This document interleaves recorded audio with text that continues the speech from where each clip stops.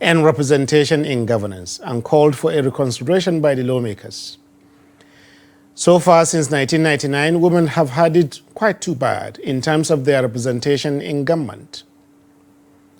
For example, the percentage of women in the National Assembly has ranged from a high of 7.8%, just that, 7.8% in 2007, when we had 34 women senators and House of Reps members, to just 33% in 1999-2003, when we had only 15 women in both chambers.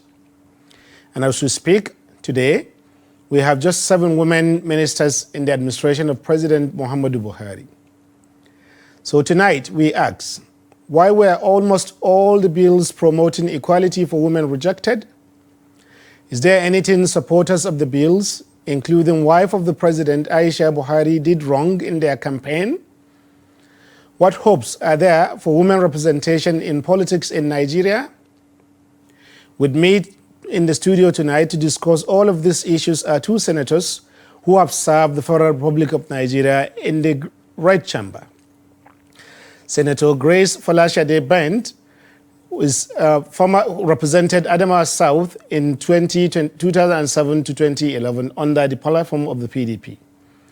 She also once served as a former political advisor to the PDP National Chairman Audu Ogbe.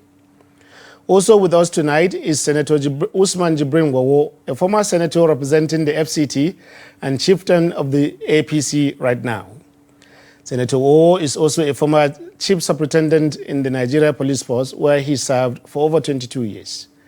Welcome to Daily Politics, Senators. Thank you. As they say, once a senator, always a senator. After all, some of your friends or mentees are still there in the Senate today. Absolutely. Thank you. Yes. So, but before we continue, we will take a minute's break, and when we return, we will jump right into it to bring you the lows and the highs and a lot of insights from those whose job has been to do what we are talking about, to improve the quality of women representation in Nigerian politics. Stay with us.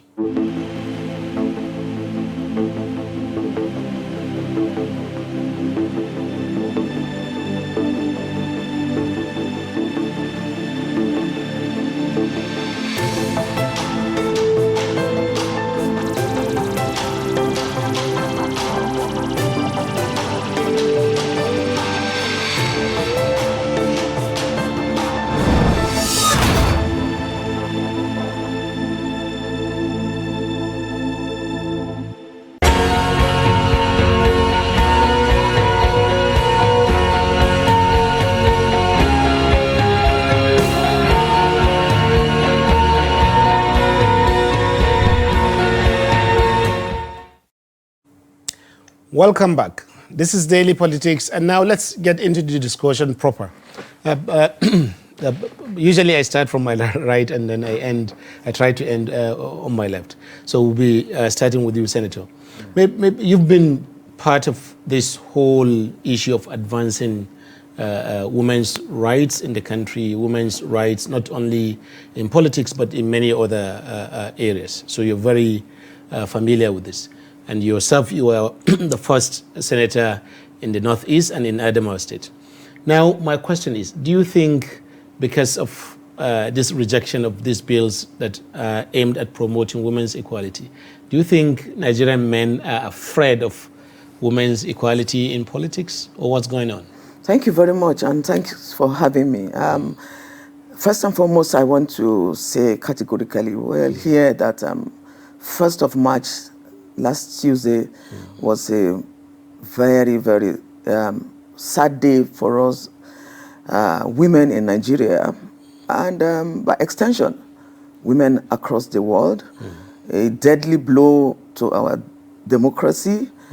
And indeed, as a woman, and just like many other women, my heart bled for this country, because any nation that suppresses its women, especially when it comes to decision making, does that at its own peril.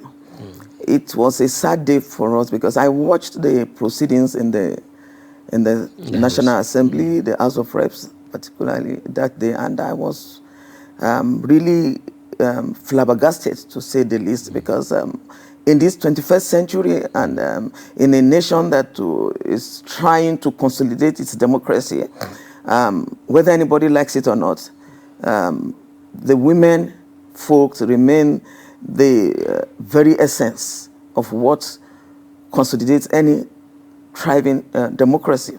And for such bills to have been outrightly thrown out, is throwing the baby away with the bathwater, was so disheartening. And I want to say that there's more to it than meets the eye. It is not about the Nigerian men not wanting the women. It is sad and very injurious to our democracy, because the men we have in the National Assembly today, most of them, with the benefit of hindsight, would understand how they won their elections. They didn't win those elections without the very significant support of the women folks. All across the nation, it has been established over and over again that the women are more resilient voters, because they forsake everything and come out to queue. But being a voter is a whole different game from being a candidate. No, what I'm saying is voters, they voted for you to come there in the first instance.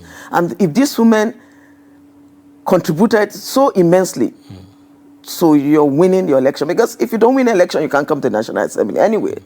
But because very few men go out to vote. But you see women with their children come out, the women, the youth, come line up under the scorching sun to vote for the men, and they are there. And then one good turn deserves another. If the women gave you that opportunity to come to the National Assembly, the least you could do for them is to project them well. And then when such bills came, I was surprised. Bills that didn't even have anything to do with the men, as it were. If the men felt, okay, this is an affront to them. I mean, we have such misogynist men who are chauvinistic. Not all the men in the National Assembly are chauvinistic. Some men were very, very considerate that day. I mean, they were some of them were really broken. And I want to give you an example. One of the bills was the 35% affirmative action, yes, which was the Beijing Conference policy, which is yet to be domesticated in Nigeria. A bill like that already shouldn't even be debated. It is not contestable. And I want to tell the Nigerian women today that it is not yet over. It's not Uhuru yet. Why am I saying that? I want us to now put our focus on the political parties. The political parties have a lot to do on this matter. The Nigerian Constitution subsumes any other law. In any case... Maybe we'll come to the political parties individually later. Yes. Senator Jibrin, in your case, maybe we try to compare between where we have moved in the past to where we are now, so that we can measure if we have made any progress. In the Second Republic, you were not a politician, but you were at the camp to the Vice President, the late Chief Alex Ekwueme at the time. So you were in a vantage point to make observations about political processes and events, even if you were not a politician yourself. And at that time, there were very few women anywhere in politics in the country, whether in the House or in government at the state level or at federal level.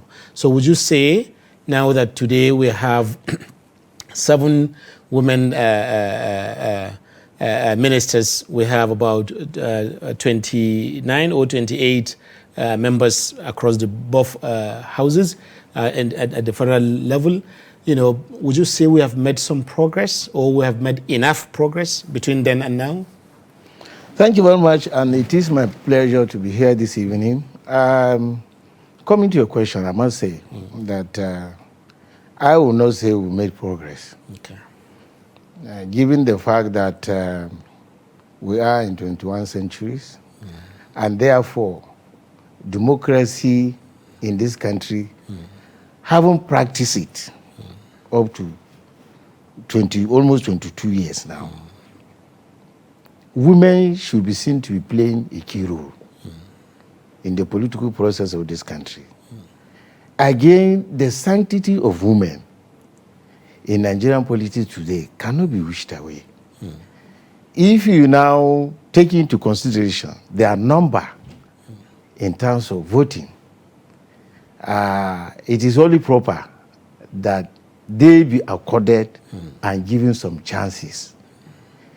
Even though in democracy, you don't allocate seats because it's a process of democratization, and therefore, women need to only intensify efforts in advocacy within them so that women in Nigeria should be able to brace up and know the importance, the political process of this country, and therefore know who to be voted for when the time comes or any time. On the other hand, I would say in the public office where they were advocating for some number as ministers and commissioners, yes, that could be considered, in my view, and because we shouldn't be thinking and then, bringing the primordial thinking of Africans in terms of women and think that they should continue to remain where they are and they are not supposed to be seen in public affairs of any nation within the African context. But I think we've gone past that.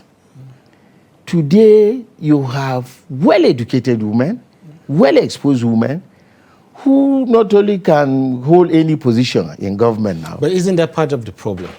Yes. Being well-educated and well-exposed. Isn't that part of what the men don't like about women in politics? Well, I don't think all men don't like that.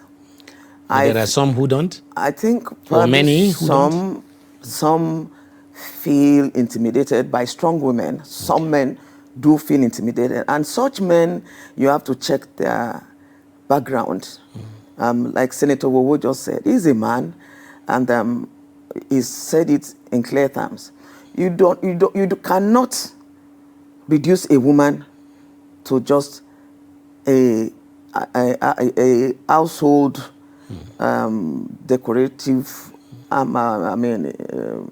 thing, that you just keep there and she's only seen, well, she's not heard. And you forget that your success as a man in this 21st century is always a reflection of what your wife is. If your wife is a success, by and large, you will consider such men as most successful. If you look at the way things are playing out in Nigeria, it is not all about men being afraid of competition by women. I think the bottom line is there are some very serious, unresolved cultural dimensions to this. It's good that you mentioned the cultural dimensions. Yes. Because if you said the more successful a woman is, it rubs up positively on the husband. Absolutely, on your But mind. for some men, as Senator Jibrin will testify to, Yes. for some men, success for their wives means she remains not seen or heard. That's what success means, for a wife in cultural terms across many parts of the country. Isn't that part of the problem? You look at men who have these chauvinistic tendencies, and then I try to ask them, what do you do with your daughters, for example? Would you be able to limit your daughters the way you want to limit your wife? No. You see, such men would want their daughters to thrive and get to the peak of whatever chosen endeavor they go into. But when it comes to their wives, you now ask, what has gone wrong? And then that takes me to the next question. Equality. for example, the Bill for Equality. The issue of equality transcends beyond a woman wanting to rub shoulder with a man. It is about a woman's right. A woman's right is human right. If you deprive a woman of her right, you have deprived the nation of its rights. And then if you fundamental issue and fundamental expectation of basic gender equality is to say, look, as much as a boy child has right to being educated to any level, a girl child is entitled to that. As much as a male is entitled to personal rights, is entitled to, free participation in politics, is entitled to going to read law in the university. This is what we talk about gender equality. If it's not a home thing where there's confrontation or a woman trying to challenge the authority of a man. So when our men begin to understand that gender equality is multifaceted, it's not something that you reduce to just the table of, look, no, a woman should not be heard. I have authority over my wife. No, it's beyond that. Okay, thank you. Senator, but the equality in politics may be different from equality in gender issues. Yes. Because in politics, it means all of us can contest, freely contest, for the same office. And the person with the highest number of votes wins the race, whether they are male or female or youth or old or regardless. That's equality in politics. It's about equality of the processes of competition. So if that is the case, some people are saying, then why should women be given extra free seats? Why the whole thing is okay if you want to be president or governor or senator or member House of Reps, come out and contest like Senator Gresban did and win the election, So isn't that the way out of the lockdown? Well, it's just like I mentioned earlier. In democracy, you don't allocate. Okay. You go through the process of elections. And the equality from that perspective means that both the women and the men go for a particular seat and contest for it, and whoever has the highest number of voters is the winner. So in that contest, you cannot say that because A is a woman and therefore the B, who is a man, should drop out and then leave the woman to go ahead. No. And that's why I said in democratization, you can't be talking of allocation of seats. Because the positions are meant to be vied for. And whoever wins, whether the male or the female, take the day. But I said equality can be looked upon from the perspective of appointment. Appointments in public office. So ministers. MDA heads. MDAs heads, chief executive of agencies, government parastatals, and so on. Because the process of doing that is within the Mr. President, who is the chief executive. But there is a bill to address that, and that too was rejected. That is what surprises me, actually. Okay. Because in the context of that, you look for qualified female and male candidates. And I said, today in Nigeria, we have women who are well-read, we have women who are exposed, who no position in government today that they cannot hold. So therefore, that is the aspect I'm actually sympathizing with women for. But for issue of elective office, you cannot allocate. Okay. I think women should better understand that. And I will advise that if they want really to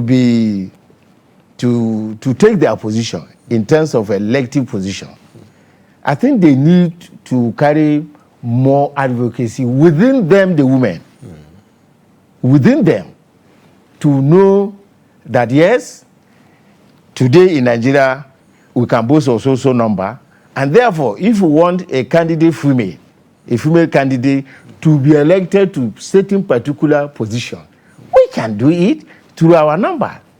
But you see, sometimes within the African context, you look at it, the women fall within them. Within them. That's why I say they need much more advocacy. Are you saying, Senator, that Yes. women are women's enemies? Sometimes. That it is the women. Do you agree with that, Sometimes. Senator? That it is sometimes. the women who make things tougher for other women in politics. Well, men have always used that to score cheap points against us, but I beg to differ a lot of times because how many women in the recent have come out to run for elective positions, elective offices? You see, elective offices is a different kettle of fish. It's a different ball game compared to appointive offices. So when you talk about female politicians, I want to tell you that you need to begin to talk about women that have gone to the field to contest elections alongside their male counterparts. Whether the woman wins the elections or not is immaterial. The fact that that woman has given it a shot, and that is highly commendable. I mean, that is a good starting point. I've always told our women folk that, look, the Nigerian democracy and the political space is extremely murky for the women. So if you want to come in for elective positions, you must be ready to go extra mile. In fact, you go 1 million miles ahead of the men. I've contested elections a couple of times, even at periods that it was almost seemed to be impossible for a woman to get to that level. It was a tough one. I'm writing a memoir on that because I need the women to understand that. You see, I have learned in my political experience and career that it is not a easy ride for you as a woman to get elected into a political office, even as a chairman. A chairman, which is people look at contesting for a position of chairman is a toy game. No, that's grassroots. That's where grassroots politics starts from. Senator Wowo has been a chairman of an election, and I encourage our women, go for elective offices as chairperson of your local government. I want politics to be seen as a grassroots thing. You don't just come and say, okay, you are running for an elective office, you want to contest for the Senate, you want to contest for House of Reps and whatever. It's not easy for the men to let go like that. And because of that, when the other bill was thrown away for appointive positions, I was taken aback because, look, the Constitution of Nigeria gives Mr. President, the president at any point in time, the prerogative. It is his sole reserve to appoint whomsoever it So maybe that's why you don't need a bill for it. So the bill was unnecessary in the first instance because the Constitution gives him that power. If he decides to appoint 100% women into his cabinet, into MDAs, that is his prerogative. So it was laughable to see a member in the House of Reps saying, let's allot 20% to them. I mean, that was uncalled for. I thought that was an opportunity for the men to throw their hearts into the rings and say, look, here, we don't dabble into it because it's Mr. President's prerogative. You don't determine who Mr. President appoints. But when it comes to the elective, because we must be able to create and establish a clear-cut, demarcation in this. Elective positions, of course, yes, we don't expect them. We are ready to go to the field to talking about field, Yes. Senator Jibrin, talking about field, Yes. the women's rights groups that are protesting these issues, Yes. they claim that they say that the field is not exactly level as it appears. Yes. Because the men have more money, the men have more followers within the party structures. You know, they say that politics in Nigeria is unfriendly to women because the hours during which political meetings are held in the night hours, which are not nice for a lot of women, for security and many other concerns. You know, those are they say, you know, so many things that the field makes it hostile for many women candidates, even if they are interested, even if they have the ability and the interest to offer themselves. So they would like to see that, you know, because that's one of the bills, they would like to see that they have more representation within the political parties as party chairman, vice chairman, national secretary, you know, so that they can bring the concerns of women into these political parties and reform the parties from within so that political processes can be more friendly to women. Does that make sense? Well, like I said before, you see, even the party structure itself, people got to office through elections. To form a political structure within the party, you must go through the process of election. So I do not think that for anybody to claim that there's no level playground. There is But no. in the current For that, I don't think so. Let me take Senator, you, because you see, there is no level playing ground. in the current electoral law, 2022. Yes. The law says that to become president, you can spend up to 15 billion naira. Exactly. Where is a female candidate for president going to get that kind of money? How much as a female, how much have the women be economically empowered? Okay. Senator Wowo was talking about level playing ground even at the party position levels. Believe you me, it's so derogatory. All you get in a working committee of about 18, some parties 20, all you have is one nomenclature called the woman leader. I mean, our ANC, the African National Congress, has had a woman chaired its party for a long time, and you see how consolidated in Africa here. How will you say in Nigeria? You see, when you talk about there are certain fundamental and pertinent issues we must address. Even at the political party level, how do the candidates emerge? I'm not talking of candidates for party. I'm talking about party offices. National Publicity Secretary, the working committee members. Where is the level playing ground? What we did when I was in PDP was to say, look, there must be 35%. You're not in PDP now? I'm in APC. Okay, go on. I'm a bona fide member of the All Progressive Congress. Go on. We said, look, this is it.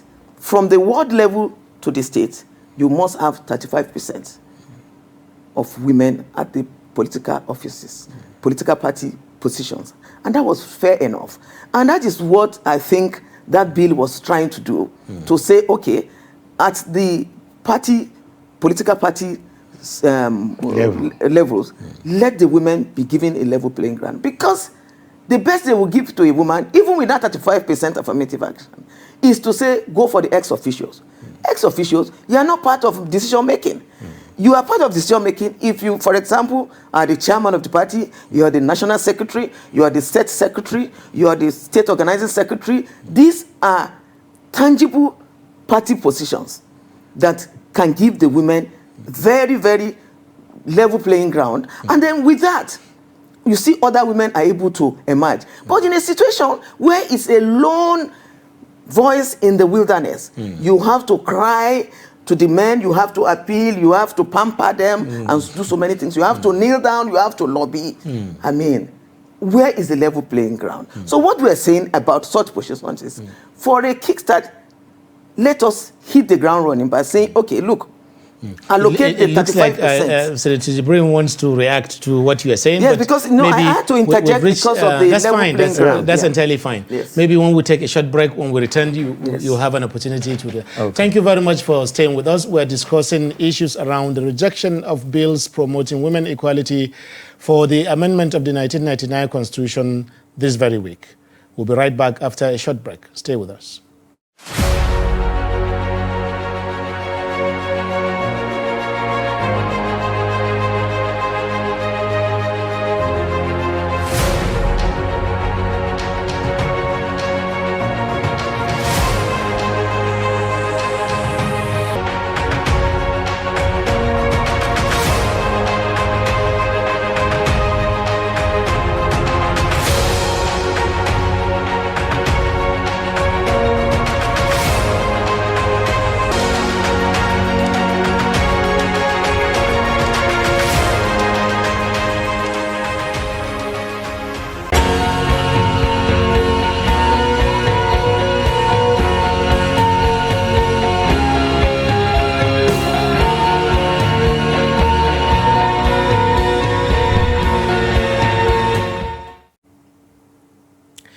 Welcome back. This is Daily Politics on Trust TV, and we're discussing issues around the rejection of bills promoting women equality in Nigerian politics by the House, by the both chambers of the National Assembly just this very earlier this week on the 1st of March. And with me are two senators who have been there and done it. So, Senator Jibrin, you wanted to react to what Senator Grace Bent was saying, that even within the party as well as in the elective offices, the field is not as level as it appears in the first place. Well, you see, what I was going to say was that, you see, at the party level, you see, in the first place, the formation of any party is based on like minds of people who come together and agree to form or establish a political party. And these like minds are inclusive of women from the very start of it. So what I'm saying is that when it comes to the officials of the party, I say, look, these officials of the party are not usually appointed by the party. They are thrown out for election, for elective, exercise. And therefore, women also can also come up and say, look, I want to contest for so party position. Nobody will say no. And so that's why I'm talking of equality within the party level. Senator, your laugh is a no. It's a no. Okay. It's a no because Senator Wowo knows that is not true. Our political parties have, not been fair to the women. I will continue to say that over and over again. I know of women that have thrown their hearts into the ring and wanted to contest for principal offices in the political parties. And because a lot of times the men run the shows in the political parties, and because of this option of consensus candidature. If the men run the show, do they run it on behalf of men? They run it as a monopoly. Okay. A sole and exclusive right of the men. And then when they come to the issue of the option, because most often than not, they go into what I call the consensus option. And when they go into that consensus option, what they do is to line out men only for those political offices. And all they reserve for the women is national women leader. So I challenge Senator Wowo to tell me how many political parties have actually allowed, a free and fair election and allow the women. Look, women have bought forms a lot of times. I've known women who have wanted to run for deputy national chairman of the political parties, national secretaries, and so on and so forth. And you see them telling the women to step down because we're doing consensus. So if you're doing consensus, a direct primary, yes, would that be different? Of course, because women, a lot of times these women go out to canvass for votes. They go out to campaign for such political party positions. But by the time they have spent their hard-earned money, the men come out and say, look, we don't want to destroy the party so that we have less problems. We're going to go into consensus. So if you're doing consensus, then concede with the women too. Give them certain positions, allocate such positions, and then let us go and, get elected. Because once it's a consensus, you have names that have already been prepared. How many women names do you see on such list? So it is a very vicious circle. So if Senator Wowo says there's level playing ground, I say no to that. And that is why the 35% affirmative action issue has become very necessary for us at the political party positions. We're not talking about elective. For the elective, like you have in Rwanda, for God's sake, like you have in Malawi, you have the zebra policy, for example. Okay. How did Rwanda get to the level they got into? Because even if you are not allocating seats for the women, once you say there's a particular office for the woman, for the men to contest, leave some open for the women too, so that you have a man here, you have a woman here. Let them go and run for such offices. The women will come, the ones that want to contest. But in a all men's affairs, as it has always been, where is the level playing ground? Thank you. So I am challenging our political parties today, and I want women to look into that direction.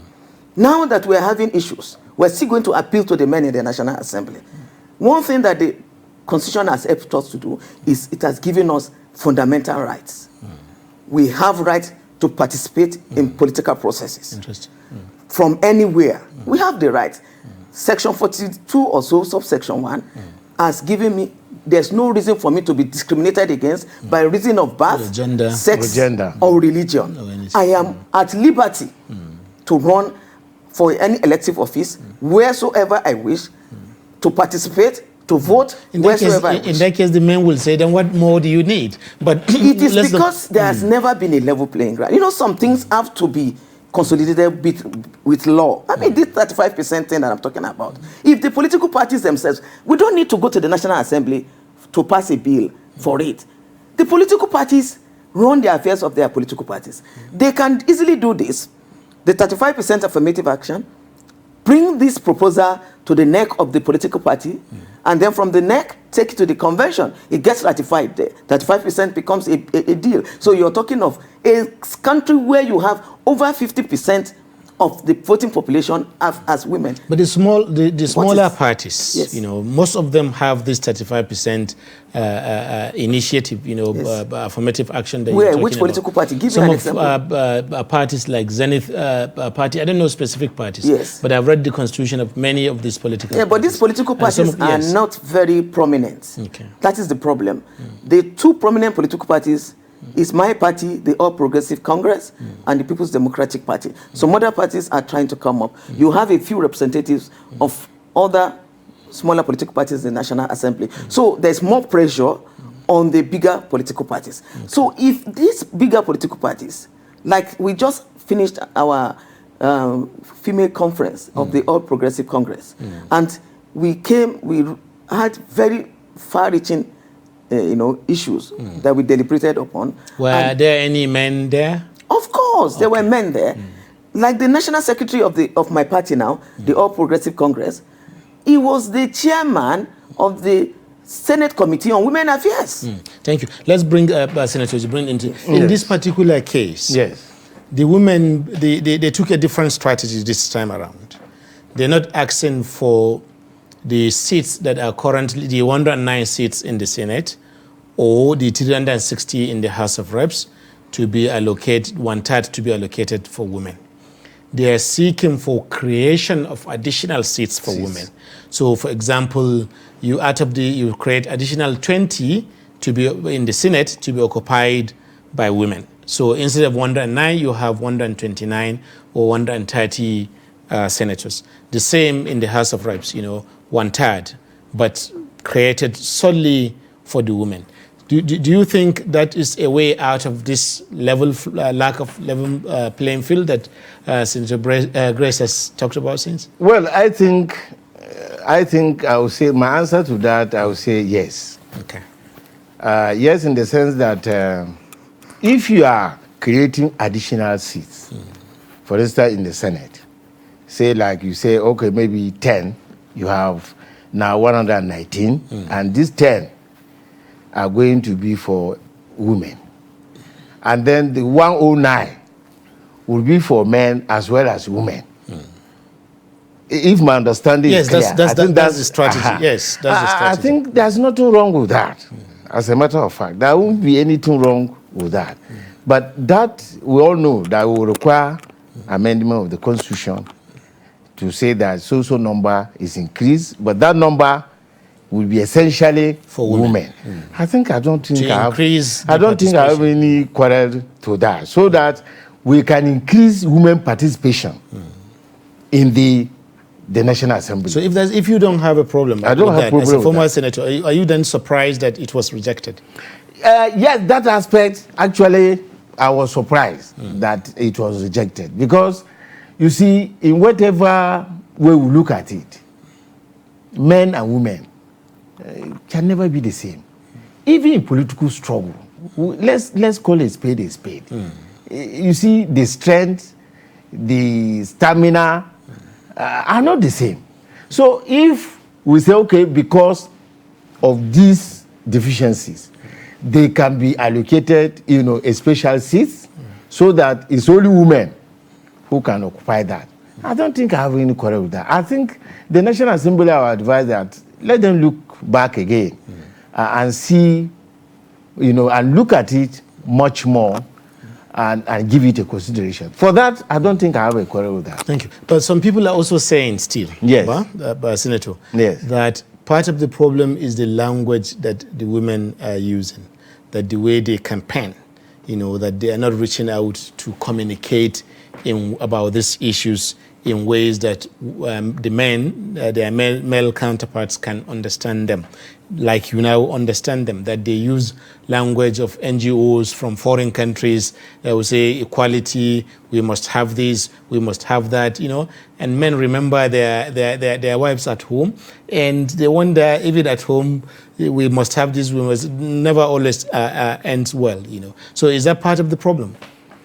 Well, it's part of the problem, because if you remember in this very program, I said so. You see, within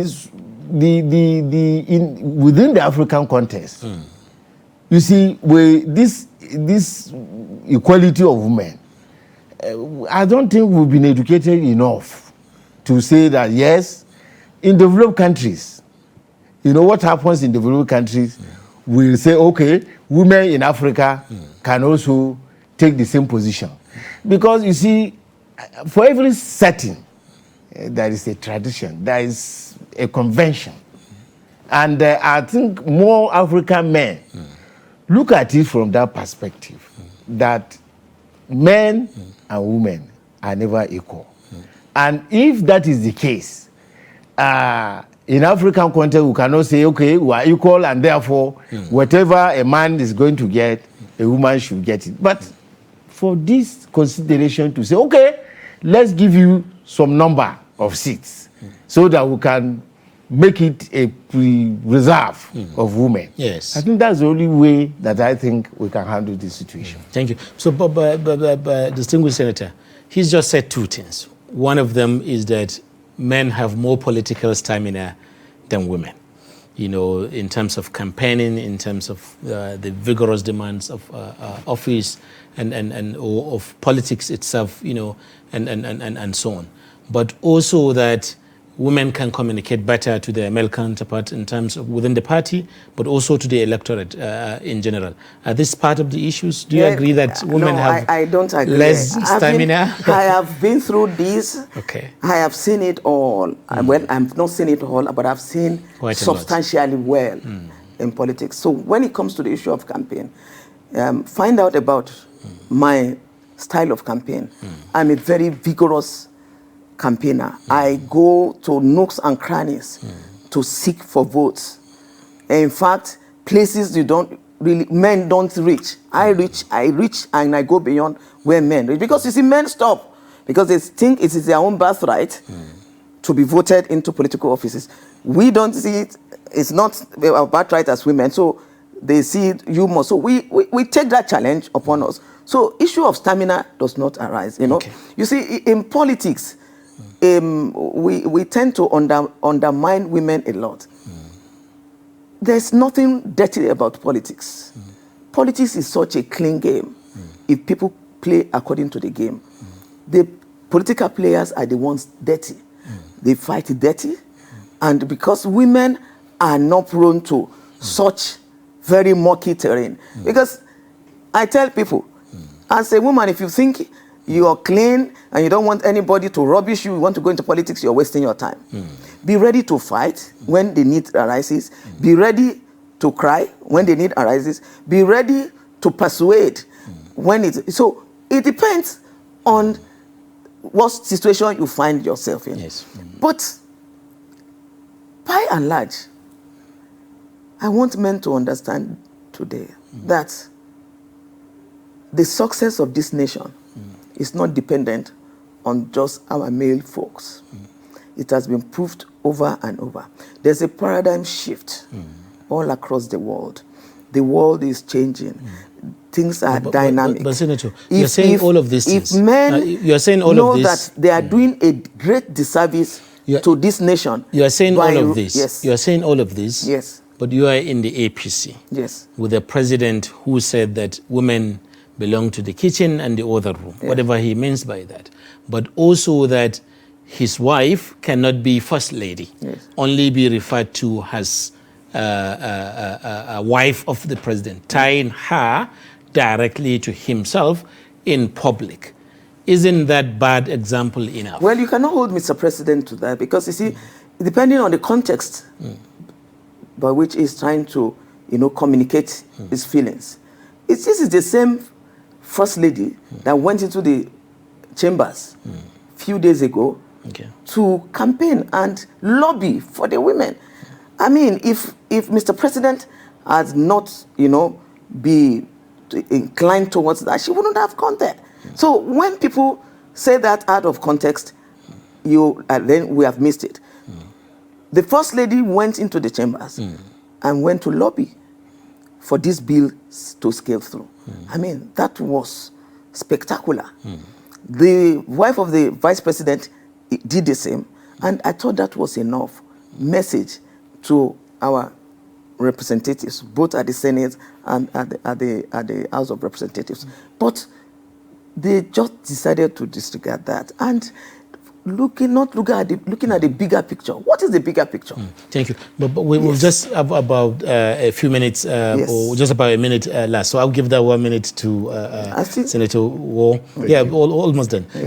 So where do women campaigners and other supporters of women participation and representation in politics, like yourself, to some extent, maybe not to the extent that Senator Grace would like, but at least to a meaningful extent. Where do they go from here with these bills, with these proposals for amendment in the Constitution? As a final word. Well, as a final note, I think I would say that they shouldn't relent. Okay. The effort should continue. If you lobby today and you didn't get what you wanted, that does not mean that you should stop lobbying. I would advise that women should continue to lobby and continue to bring themselves together in terms of making, the number of women we have generally in the country to know the importance of them trying to do or get what they think belongs to them. So I would say the lobby should continue. Okay. After all, this exercise is not going to be the finality of amendment of the Constitution. Amendment of the Constitution continues. And so I will advise that next time, I think they should work harder than this, and probably they will succeed. Thank you very much for being on the show, Senator Graceman. Okay, you wanted to... Yes, I don't want the women to lose hope because it's not over until it is over. Okay. There are so many options to this, because there are so many entry points into the marketplace. So I want us to let them go to the political parties now. Let us lobby with various political parties for them to enshrine the 35% affirmative action into their party constitution. Once this is done, they don't need a National Assembly. But with the National Assembly again, we will continue to appeal to the men, we will continue to appeal to their conscience. We will tell them, look, it is not a competition. It is the best interest of this nation that these bills are given ultimate and the fastest kind of attention that it deserves. Thank you. I know that we're going to get it. It's just a matter of time. Thank you. It's just a matter of time, and we all hope you do get it. Thank you very much for coming on the show, Senator Jibrin Wo. Thank you very much. Thank you also for being with us, Senator Grace Bent. Thank you also our viewers for whom we come here every night. Thank you for staying with us through the end of this program, and this is where we draw a curtain, and we hope that you'll be with us again tomorrow night when we bring you another edition of Daily Politics on Trust TV. My name is Suleiman Suleiman. Good night.